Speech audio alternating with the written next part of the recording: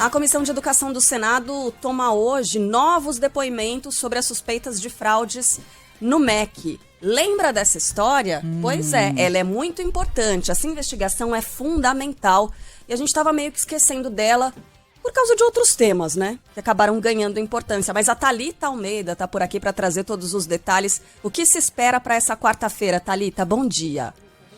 Bom dia, Carla. Pois é, olha, hoje devem ser ouvidos, né, dois que são apontados como peças fundamentais aí nessa investigação. Um dos convidados é o prefeito do município marinhense de Centro Novo, Júnior Garimpeiro, que ele é responsável por organizar um encontro de prefeitos do estado com o então ministro Milton Ribeiro. O segundo é Darwin Lima, ele é consultor do FNDE, acusado de ser dono de uma empresa de engenharia contratada por prefeituras que recebiam dinheiro do próprio fundo em valores que podem chegar a 2,5 milhões de reais. Por fim, também tinha sido convidada a Nelly Jardim, que atuava como uma espécie de assessora do pastor Arilton Moura. Arilton Moura, só para a gente relembrar, né, ele foi citado como interlocutor aí dos esquemas de fraude, favorecendo e colocando esse contato direto entre governo e municípios, mas ela já informou a ausência, né, ou seja, ela não vai participar da reunião. Só que antes ainda dessa audiência, a gente tem uma votação. A comissão deve votar requerimentos de apuração das denúncias de favorecimento no repasse de verbas. O colegiado quer ouvir ainda o ex-ministro da Educação, Abraham Weintraub, sobre uma suposta determinação do presidente Jair Bolsonaro de submeter tanto o MEC como o FNDE à tutela de gestores de partidos aliados. Então é uma sessão que está marcada para as 9h30 da manhã e a gente vai ficar de olho para trazer todos os detalhes, né, ao longo do dia desses dois depoimentos, dessas duas pessoas que serão ouvidas hoje. 9h30 da manhã já está anotado aqui na agenda, viu, Thalita? E deixem os telefones aí todos desocupados, porque a gente vai entrar em contato e vai querer trazer informação aqui para o ouvinte da Band News FM. Thalita, um beijo, bom trabalho para você. Obrigada, beijão para vocês. Valeu, até já. E ainda falando sobre esse assunto, pivôs do escândalo, os pastores Arilton Moura e Gilmar dos Santos estiveram pelo menos 127 vezes no MEC e no Fundo Nacional de Desenvolvimento da Educação, o FNDE. Todas as visitas aconteceram entre 2019, início do governo Bolsonaro, e fevereiro de 2022, segundo dados obtidos pelo jornal Folha de São Paulo. O principal destino deles foi a sede do MEC. Arilton Moura esteve 90 vezes no Ministério da Educação, ou seja, uma média de uma vez por semana na gestão Milton Ribeiro, e Gilmar dos Santos, por sua vez, participou de 13 agendas.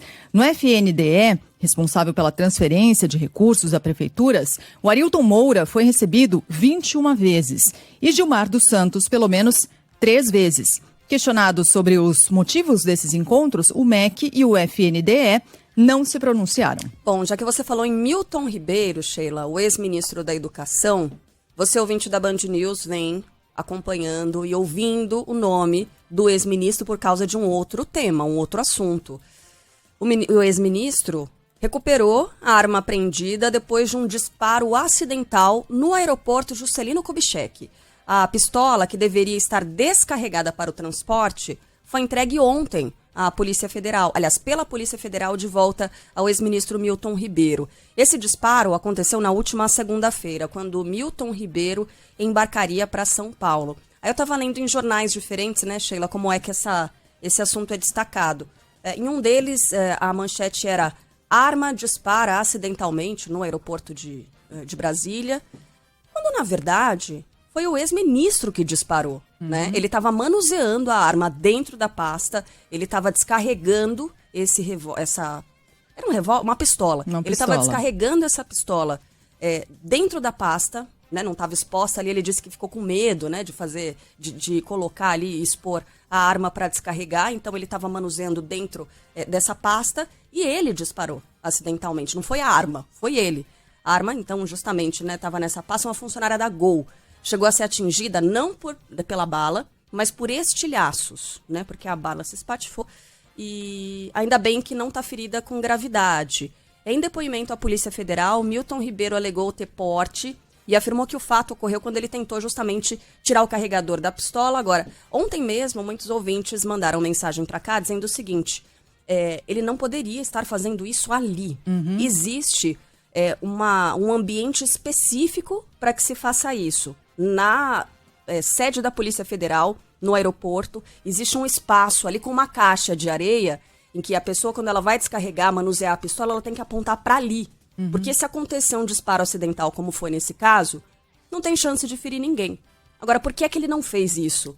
Nesse ambiente... Não seria naquele guichê onde todo mundo vai fazer o despacho de bagagem, né? Não seria no guichê comum para todas as pessoas, né? Exatamente. Por que isso não aconteceu? Agora a Polícia Federal vai investigar, abrir um inquérito para saber por que é que isso aconteceu por ali. Agora, milagre é que ninguém se feriu com gravidade, Não né? é? Graças a Deus, aí a gente pode dizer ninguém se feriu com gravidade. Condenado pelo Supremo Tribunal Federal, o deputado Daniel Silveira admite que não está usando a tornozeleira eletrônica. Questionado por jornalistas na Câmara, o parlamentar afirmou que nem era para ele estar utilizando o equipamento desligado desde o dia 17.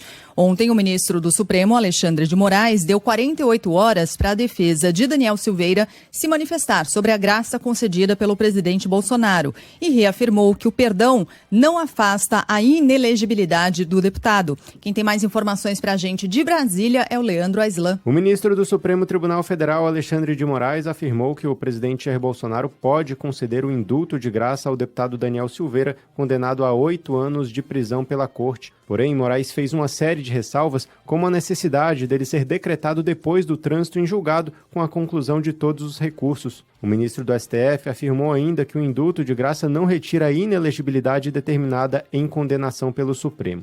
O presidente do Senado, Rodrigo Pacheco, afirmou que não cabe ao STF definir sobre a perda de mandato de parlamentares. Eu considero que a melhor inteligência da Constituição é nesse sentido, quando se exige a apreciação da maioria dos pares. Um mandato otorgado pelo voto popular só pode ser retirado pela própria Casa Legislativa através da votação dos seus pares. Bom, esse episódio, como a gente já vem acompanhando, gerou tensão entre os poderes e, diante disso, os ministros do Supremo foram recebidos pelo presidente da Corte, Luiz Fux, que completou 69 anos. Ficou acertado que o Supremo não vai esticar a corda com o Executivo. A avaliação é de que isso seria fazer o jogo do presidente Jair Bolsonaro, que adota o confronto na leitura dos ministros como estratégia de campanha. Ontem a gente estava conversando com a Dora Kramer sobre esse tema, né, Sheila? E aí eu fiz um questionamento. A Dora explicou muito bem pra gente por que é que esses temas têm que ser levantados, mas eu continuo com aquela sensação, aquele mal-estar de falar sobre esse assunto. Porque, poxa, é um deputado que recebeu a determinação de usar a tornozeleira eletrônica e, não vou usar, eu não tinha que usar. E admitiu que não tá usando. Eu li esse questionamento em algumas redes, de algumas pessoas dizendo, cara, e se fosse um cidadão comum e simplesmente decidisse que não vai usar a tornozeleira eletrônica, o que aconteceria com ele? Eu fico me perguntando se as pessoas que votaram nesse deputado, elas se sentem representadas ao ver esse tipo de atitude, né, por parte dele. E aí, o mesmo questionamento que eu fiz ontem para Dora, no fim das contas, isso é tão sobre eles, né? É tão sobre os parlamentares, porque o que está se discutindo ali é um deputado que pode falar sobre o que ele quiser, usando ali o palco, o palanque ao qual ele foi alçado por meio do voto popular. Né? Ele foi eleito democraticamente, estando ali, ele deveria o quê? Defender os anseios, né? As necessidades do povo. E quando, na verdade, ele está defendendo a liberdade de parlamentares dizerem o que eles quiserem, inclusive falar contra o sistema que é composto por eles, né? Porque ele e pelo faz qual parte. eles foram eleitos, né? Exatamente. É uma coisa assim que você não sabe onde começa, onde termina e qual é o objetivo disso, se não estabelecer um parâmetro para que esses parlamentares trabalhem. Porque como é que isso se replica na vida do cidadão? Eu não sei como, sinceramente. Ontem eu entendi o que a Dora estava dizendo, que essas discussões sobre a liberdade, sobre o que pode ou não ser dito, elas são muito importantes, elas embasam, né, a sociedade, o nosso comportamento. Mas, assim, aqui a gente está falando sobre embate entre poder judiciário e poder executivo. Isso fica muito claro. Isso fica muito claro. Isso acaba estabelecendo uma base de política e uma base eleitoral para o presidente da República. A gente sabe que esse embate faz parte de toda a história dele. Agora, e pra gente?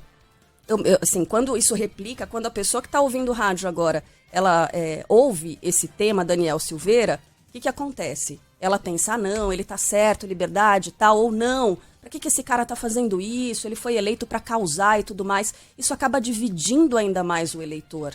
Quando, na verdade, a gente faz parte de um mesmo grupo que não é o grupo dele, né?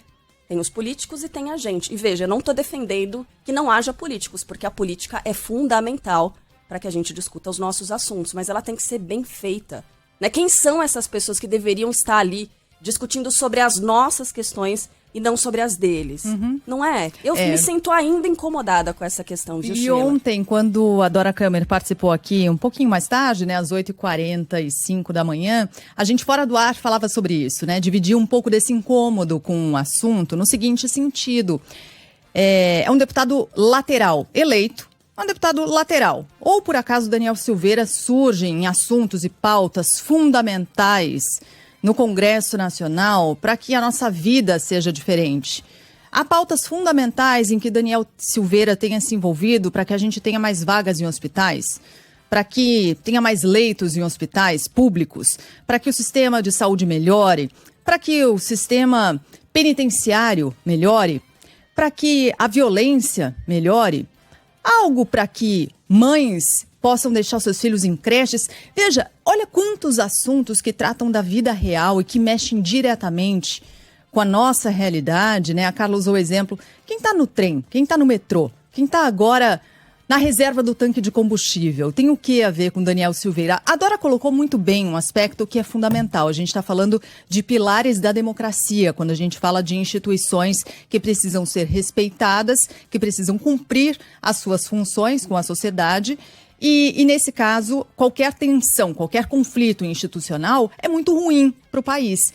Agora, veja como ele foi gerado. Ele foi gerado a partir de um caso pontual de um deputado que, com todo respeito, eleito, sem dúvida nenhuma, eleito democraticamente, representa um grupo de pessoas que o levaram até essa posição, mas que, vem cá, vamos combinar? Daniel Silveira não é um líder enorme de bancada que faça com que projetos fundamentais de reformas, reforma tributária, reforma trabalhista, reforma sei lá o quê, caminhem para tornar nossa vida melhor. Não é o caso. Então, esse incômodo faz sentido quando a gente olha para a vida real.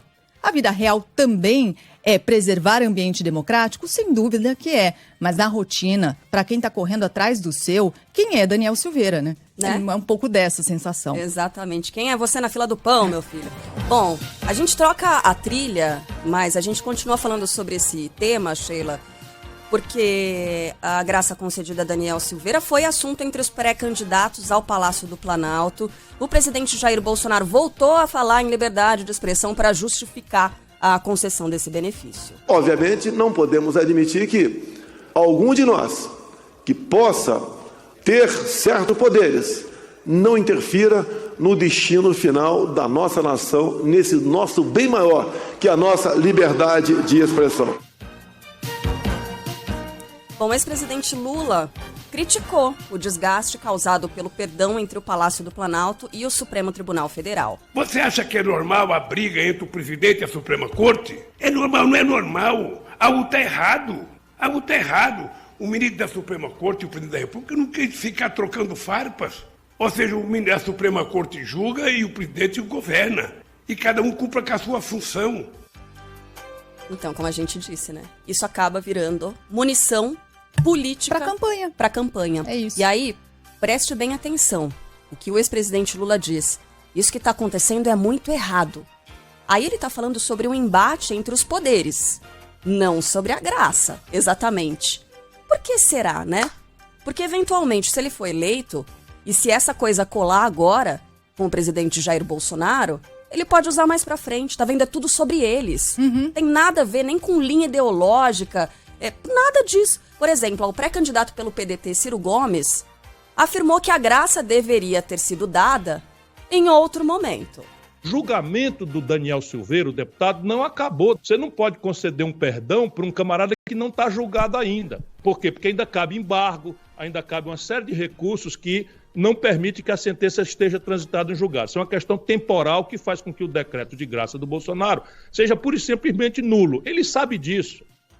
Então, no fim das contas, é assim, se colar, colou, se der certo, deu, aí tem existe um histórico aí que eu posso usar um pouco mais para frente, caso eu seja eleito presidente também. E aí para o próprio presidente Bolsonaro, tá, vai que cola. Se eu quiser beneficiar outros aliados também com esse tipo de indulto, com essa graça, cola, né? Vou continuar usando. Bem, na chamada terceira via, o dia foi de reunião sem a presença dos pré-candidatos ao Palácio do Planalto, né, Márcio Rocha? O impasse sobre o nome da chamada terceira via continua e um novo encontro entre os integrantes do grupo deve ser feito na semana que vem para tentar chegar a um nome de consenso na disputa pelo Palácio do Planalto. Depois de mais uma reunião que terminou sem acordo sobre as eleições de outubro, o grupo decidiu manter o que já estava decidido. O anúncio da candidatura, portanto, será feito no dia 18 deste mês. Devido à dificuldade de encontrar um nome de consenso, o grupo não descarta apoiar um nome de fora dos 4 partidos que formam o bloco. O presidente do Cidadania, Roberto Freire, confirmou que pode intensificar as negociações com Ciro Gomes, pré-candidato do PDT ao Palácio do Planalto. Quem sabe, a partir dessa entrevista, ele possa se animar e não tenha dúvida que nós aqui também não estaremos desanimados, não.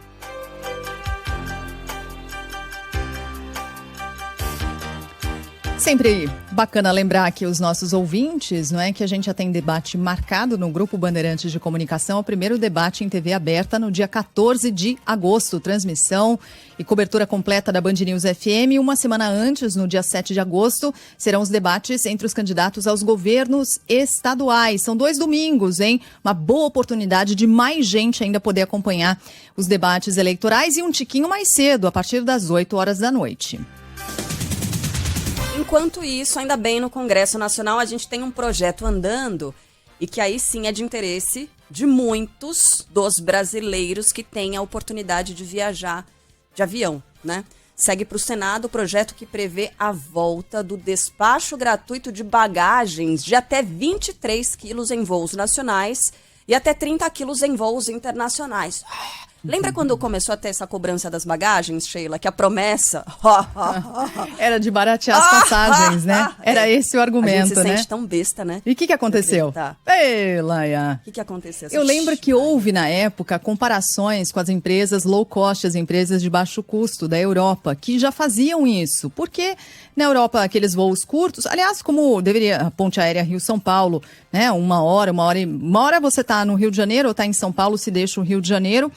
E aí muita gente faz isso com uma rotina muito grande, não leva essa bagagem aqui, né? Leva só bagagem de mão, quando muito e tal, uma bolsa ali de mão e pronto. Como acontece nesses voos, em geral, nesses voos bem baratinhos na Europa. E lá são baratinhos mesmo. Vai comprar uma passagem aqui de trecho curto no Brasil. Imagina. E o que aconteceu? Barateou nada, minha gente. Subiram os preços das passagens desde então. Não teve barateamento nenhum. A gente caiu nessa. A gente foi enganado. Antes da alta do preço dos combustíveis. Exatamente. Agora com conflito na Ucrânia, com retomada depois da pandemia, subiu e subiu demais. Bom, esse texto aí que prevê a volta do despacho gratuito foi aprovado ontem pela Câmara, incluído na medida provisória que regula as regras do setor aéreo, a MP do voo simples. Então, só relembrando, né, foi em 2016 que a Agência Nacional de Aviação Civil havia permitido que as companhias aéreas passassem a cobrar pelas bagagens despachadas. Na época, era exatamente isso. A ANAC alegou que a modalidade aumentaria, aliás, essa medida aumentaria a concorrência. Nem uma coisa nem outra. E poderia reduzir o preço das passagens. Na Câmara, essa medida provisória recebeu 237 votos a favor e 148 contrários. Só para pontuar aqui, essa MP do voo simples foi elaborada e enviada pelo Executivo, né? Mas não continha na MP do voo simples essa parte do texto que torna, né, se for de fato aprovada lá na frente, o despacho gratuito de bagagens, que volta com o despacho gratuito, isso foi incluído no texto que não estava ali originalmente previsto na MP enviada pelo Executivo. E na votação de ontem na Câmara, essa MP recebeu os 237 votos favoráveis, inclusive de deputados aliados do próprio governo federal. Então houve ali que tinha um indicativo ali para suas bancadas de aliados para que não votassem a favor com aquela alteração. Ainda assim, esses deputados Também é ano eleitoral, né, minha gente? Não é que eles estão pensando, vamos ser bonzinho, o povo merece, né? Menos mal, né? Menos mal, que seja assim. Nossa, por favor. A Juliana Melhor Goz, assim. a nossa colega de Curitiba, disse o seguinte, olha, eu fui comprar passagem para São Paulo, é Curitiba, tá? Uhum. Comprar passagem para São Paulo nessa semana e agora estão cobrando até para escolher o lugar no avião. Tem é verdade, isso? tem isso. R$45 para você marcar o seu assento antecipadamente. Ô, Ju, é isso, né? A gente só vê mais e mais cobranças. Pelo menos isso, né, Sheila? R$45, por exemplo, para marcar o assento, daí tem mais o valor ali do despacho de bagagem, varia de companhia para companhia, mas vamos colocar R$80, R$90, até 100, dependendo da companhia aérea. Pergunta se a passagem dela tá mais barata, tá R$150 mais barata do que isso.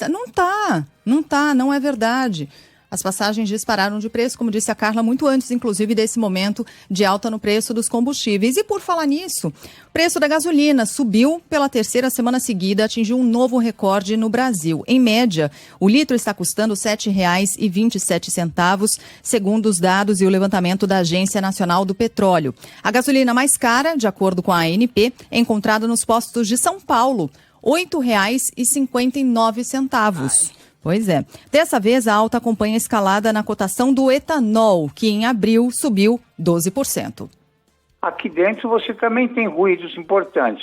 Esse ruído político envolvendo o Poder Judiciário e o Poder Executivo. Isso aumentou o ruído político no país, gera incerteza e gera pressão no dólar. E o outro fator é a inflação. Inflação mais alta, juros mais altos. Então, mais incerteza, o dólar fica sendo uma boa reserva de valor. Bom, a gente está ouvindo o economista Roberto Luiz Troster falando sobre a alta do dólar. Porque o que aconteceu? O dólar começa essa quarta-feira, valendo R$ 4,99. A gente encerrou ontem o Band News Station justamente com essa cotação, uma alta de 2,3%. No mês, a alta chega a 4,8%, influenciada sobretudo por fatores externos. Entre esses fatores, né, está a expectativa de elevação da taxa de juros nos Estados Unidos, o que pode promover uma fuga de capitais, né, e também a guerra da Ucrânia e o lockdown da China. A gente costuma falar sobre isso, aquele dinheiro preguiçoso, né, que a Juliana Rosa nos ensina, né, Sheila, com frequência, que é com a taxa de juros no Brasil alta, tem muito investidor que bota dinheiro por aqui porque o dinheiro fica lá parado e aí ele vai rendendo sem ter que fazer nada, né? Só com a taxa de juros. Com os Estados Unidos subindo os juros também por lá, é claro que é uma taxa muito, muito, muito menor, mas o risco também é muito menor porque é um país economicamente muito mais estabelecido, né? Com menos questões políticas, né? E tantas variações e tantas discussões quanto a gente tem por aqui. Aliás, esse atrito entre poder executivo e judiciário acabam aumentando esse risco e isso é colocado na balança também do investidor, né? Quando ele pensa em qual país vai colocar o dinheiro dele. É mais um fator instabilidade política, né? Que é mais um fator que impacta o câmbio, como disse o próprio Troster nesse trecho que a gente pôde ouvir aí. De todo modo, nas casas de câmbio, o dólar, você falou de R$ 4,99, o dólar já pode ser encontrado a R$ 5,25. É muita coisa, vários fatores envolvidos, a gente mencionou a instabilidade política, a gente falou aqui, você mencionou a taxa de juros nos Estados Unidos, elevação por lá, o lockdown na China também, que a gente tem acompanhado de perto, e a guerra na Ucrânia. A gente vai falar mais sobre isso agora, porque a Rússia começou a suspender o fornecimento de gás natural à Bulgária e à Polônia. Ontem, Vladimir Putin disse ao secretário-geral da ONU que ainda acredita numa solução diplomática para a guerra na Ucrânia. Quem vai trazer os detalhes para a gente é o Arthur Queiroz. A estatal russa Gazprom inicia a suspensão do fornecimento de gás natural à Bulgária e Polônia, comunicam os governos dos dois países. Seria uma retaliação pelo não pagamento do combustível em rublos, a moeda russa. Vladimir Putin havia anunciado em março que colocaria esta medida em prática contra países considerados hostis. Ontem, o líder russo se reuniu com o secretário-geral da ONU em Moscou e disse que as negociações com a Ucrânia saíram de curso por causa das acusações de que as forças de segurança do país estariam cometendo massacres de civis. Putin afirmou a Antônio Guterres que permanece aberto ao diálogo. Ainda nesta terça-feira, a Alemanha anunciou o primeiro envio de tanques e outras armas pesadas à Ucrânia. Ao mesmo tempo, o governo de Vladimir Putin informou que o exército russo tem bombardeado pontes e ferrovias do país para impedir o fornecimento de armas de países do Ocidente. De volta aqui aos destaques do Brasil, Sheila Magalhães, ouça só essa determinação. Caixas de som passam a ser proibidas nas praias do Rio de Janeiro. Quer dizer, ligar as caixas de som com volume alto, porque, gente, isso é um pesadelo para quem vai pra praia e tentar relaxar, ou mesmo vai pra praia cheia, né? Ah, tudo bem, não vai dar pra relaxar, vou me divertir, pegar um livro, tomar um sol, dar um mergulho. Cara, com som alto é horrível. E a disputa de estilos musicais, senhora, né? Porque gente, quando todo mundo decide ligar a sua caixa de som, tem de tudo, né? Quem quer descansar não consegue. Mas olha, quero saber quem vai ser o fiscal. Não é? Como é que vai ser a abordagem do fiscal? Amigo, desliga. Não. Porque isso já é não muito é no Rio. difícil. Desliga essa coisa aí. Esse som sinistro. Escangalhando tudo aqui na praia. Agora, Não. esse controle já é difícil em lugares controlados. Tem um monte de hotel que proíbe, na área das piscinas, por exemplo, a utilização de caixas de som. Você acha que todo mundo respeita? Sempre tem um espírito de porco, né? Sempre tem o sujeito que coloca no último volume, dança e não sei o quê. Enfim, aí você fica naquela situação de ter de chamar um funcionário para reclamar, cria aquela situação delicada, o funcionário vai ter de abordar, mas se nessas condições as pessoas não respeitam, você acha que na praia, no Rio, alguém vai respeitar? Ó, tem ouvinte falando aqui em Ubatuba, o Alexandre Custódio. Em Ubatuba já é assim e Isso, os tem várias guardas-vidas praias, assim. fazem a fiscalização. Ô Marcos Sadoc, conta mais pra gente sobre o Rio de Janeiro. Banhistas que descumprirem o novo decreto que proíbe o uso de caixas de som e equipamentos de amplificação sonora em praias da cidade do Rio podem pagar uma multa de R$500. O aparelho ainda pode ser recolhido pela Guarda Municipal responsável pela fiscalização. A medida foi anunciada ontem pelo prefeito Eduardo Paes. A proibição também vale para os parques naturais da Prainha, em Grumari, na Zona Oeste, e o Monumento Natural dos Morros Pão de Açúcar e da Urca, na Zona Sul. A utilização das caixas de som para promover atividades esportivas ou lazer em eventos autorizados pela Prefeitura seguem liberados. Você citou Ubatuba, tem várias mensagens de ouvintes falando de outros lugares, outras praias, Brasil afora, em que isso já é proibido, né? Mas é curioso que em muitos desses casos o fiscal acaba sendo o guarda-vidas, o salva-vidas, gente. Né? Só pode desligar a caixa de som, que eu tô aqui salvando algumas vidas de pessoas. Com essa música não dá, né? Minha nossa. Boa. A gente vai falar mais porque esse assunto ainda rende mais. Bom, vamos falar sobre o esporte antes de registrar, né? A vitória do Corinthians sobre o Boca Juniors pela Libertadores, cenas lamentáveis, mais uma vez, crime sendo cometido. O torcedor do Boca foi preso por fazer um gesto racista na Neoquímica Arena. O argentino, que não teve o nome revelado, foi flagrado na arquibancada imitando um macaco para os torcedores do Timão. É inacreditável que isso ainda aconteça. Gente, 2022. Numa boa. Querido, não.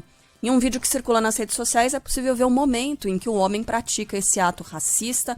Essas imagens, ó, a gente está acompanhando ali na nossa transmissão pelo YouTube. Quem está acompanhando a programação, criminoso. dá para ver esse mané, esse babaca, esse criminoso, porque ele fez um gesto racista. E são imagens divulgadas pela própria segurança, né, ali do estádio. Ele foi detido pela Polícia Militar no intervalo. Por meio de nota, o Corinthians agradeceu a PM e disse que repudia todo e qualquer ato de racismo e discriminação. Essa coisa só vai parar quando as pessoas forem cana pra valer. Porque esse sujeito, ele foi preso. Você acha que ele vai ficar preso? Alguém fica preso realmente por anos? Não fica. Não fica. Logo ele é solto. Paga uma fiança. Apenas se reverte em serviços sociais. Essa gente não fica... Então, vai continuar acontecendo. Enquanto elas não forem tratadas, de fato, como são. Criminosas. É crime. E tem que ser punida. Falar mais sobre o jogo, agora informação chegando com o Maurício Ferreira. Dentro de campo, como é que foi, Maurício? O Palmeiras visita o Emelec no Equador para tentar manter o 100% de aproveitamento na Copa Libertadores da América. O duelo em Guayaquil terá transmissão da Band News FM a partir das 8h30 da noite. Hoje, também pela Liberta, às 7 da noite, o América Mineiro vai receber o Tolima no Independência e no mesmo horário, o Fortaleza pega o Alianza Lima do Peru no Castelão. Ontem, o Corinthians venceu o Boca Juniors por 2-0 em Itaquera com com 2 gols de Maicon, o Galo saiu na frente, mas ficou no empate por 1-1 com o Independente Del Valle no Equador, enquanto Atlético Paranaense e Bragantino foram derrotados fora de casa. O Furacão foi batido pelo Libertad no Paraguai por 1-0 e o Massa Bruta por 2-0 pelo Estudiantes na Argentina. Sheila tá revoltada aqui no estúdio, porque a gente... Maurício, vai falar quando do Corinthians, pô? Abriu falando do Palmeiras. Tudo bem, é o homem à frente do seu tempo, né? Tá olhando pra frente, pros próximos jogos e Não tal. é? Mas enfim, vitória do Corinthians ontem, 2-0. Ufa! Tava com medo. Falando em vitória, que vitória, hein? Boa noite, moça. Boa noite, moço. Aqui na terra é o nosso tempo de fé. Fala, Majeté. Faísca das cabaças de... Ontem a gente tocou esse samba enredo aqui da Grande Rio e perguntou para o Cristiano Pinho. A Sheila perguntou, Grande Rio é favorita mesmo, né? Com aquele desfile perfeito e muito exaltado pelos especialistas. O Cristiano Pinho falou, Sheila. Super favorita. Super favorita. E deu a lógica. O Ivan Brandão disse, olha, mas a Grande Rio ela vai ter que quebrar um tabu que é a escola que leva estandarte de ouro, né? Que leva esses prêmios que são colocados antes, não costuma levar o carnaval, ou nunca levou, né, Ivan Brandão? Não, nunca leva. E nesse caso levou, porque foi um desfile impecável. Grande Rio comemorando o título inédito do carnaval no Rio de Janeiro. E justamente ele, o Cristiano Pinho, vai trazer o destaque pra gente. Integrantes e torcedores da Grande Rio tiram o grito entalado da garganta e comemoram o título do Carnaval de 2022 após 30 anos de espera. A Escola de Duque de Caxias, na Baixada Fluminense, fundada em 1988, já tinha ficado bem perto de gritar "é campeã" em várias oportunidades, inclusive no último Carnaval com vice-campeonato. E foi com o samba enredo falando sobre Exu, orixá muitas vezes associado erroneamente ao mal, que a agremiação conquistou os jurados e o público. Boa noite, moça. Boa noite, moço. Aqui na terra é o nosso tempo de fé. Fala, Majeté. A vitória veio com emoção. A Beija-Flor de Nilópolis chegou a ultrapassar a Grande Rio no início da apuração, mas terminou em segundo. A diferença entre as escolas foi de 3 décimos. Um dos carnavalescos, Gabriel Haddad, ressaltou a participação da comunidade no título inédito da Tricolor. Na verdade, a gente está trabalhando desde 2012 na Intendente Magalhães. É um trabalho de união muito forte, união com a comunidade. Só também para destacar, e isso foi muito falado, né? Mesmo durante o desfile, logo depois dessa vitória, a representatividade dessa figura de Exu, que é, enfim, uma figura muito conhecida por quem segue as religiões de matriz africana, mas que muitas vezes tem uma conotação negativa por quem não conhece essas religiões e não conhece muito da cultura, quando na verdade não, é uma figura muito forte, é uma figura ligada à comunicação, ligada à abertura de caminhos ali, então é para tirar esse estigma mesmo de que Exu, virado no Exu, é algo sempre negativo. Não necessariamente, né? Quem conhece pode trazer também uma carga negativa, mas não necessariamente, muitas vezes não. Então fica aqui os nossos parabéns aqui à Grande Rio, conquistando pela primeira vez o Carnaval do Rio de Janeiro. É o maior carnaval de escolas de samba, de desfile do Brasil, né? Indiscutivelmente, quando a gente fala isso, tem ouvinte do Rio de Janeiro que fala, escola de samba de São Paulo, segunda divisão do Rio. É mesmo, né? Do Rio é muito mais desenvolvido. Mas aqui a gente tem também um belo show, né, Sheila? Um belo espetáculo. E o espetáculo maior premiado foi o da Mancha Verde, campeã do Carnaval, do grupo especial do Carnaval. Parabéns aos torcedores aqui da Mancha. Vamos falar mais do desfile da Mancha. Ontem a gente também falou sobre isso, falou sobre favoritas, né, ao título do Carnaval. A Juliane Yamaoka traz o destaque da Mancha. A Mancha Verde é bicampeã do Carnaval de São Paulo, com o enredo Planeta Água. Apesar de ter entrado na avenida com 7 minutos de atraso por causa de uma escultura que teve o braço descolado, a agremiação não ultrapassou o tempo máximo de 65 minutos. O título da Mancha veio no último quesito, a comissão de frente. O presidente, Paulo Serdã, afirma que ficou apreensivo na reta final da apuração e que a decisão estava nas mãos dos jurados dos 9 quesitos. Na última nota é bravo. E a gente perdeu algumas notas que a gente não esperava também. Mas faz parte, o carnaval é isso. É o que eu falo pra minha rapaziada. Depois você entra na pista, o jurado que ouve e vê as coisas. Não adianta a gente ficar com fofoca ou ficar abraçando conversa de rede social. Interessante que foi a Sheila, né, que comemorou aqui a vitória da Mancha Verde. Muito bom, parabéns aí, levando o Carnaval de São Paulo.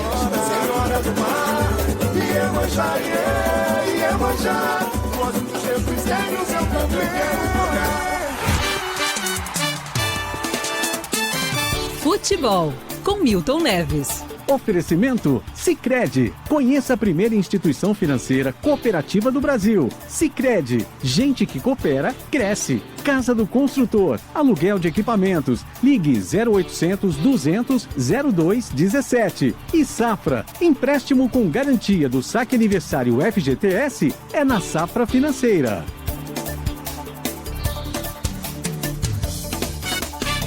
Fala, Milton. Bom dia.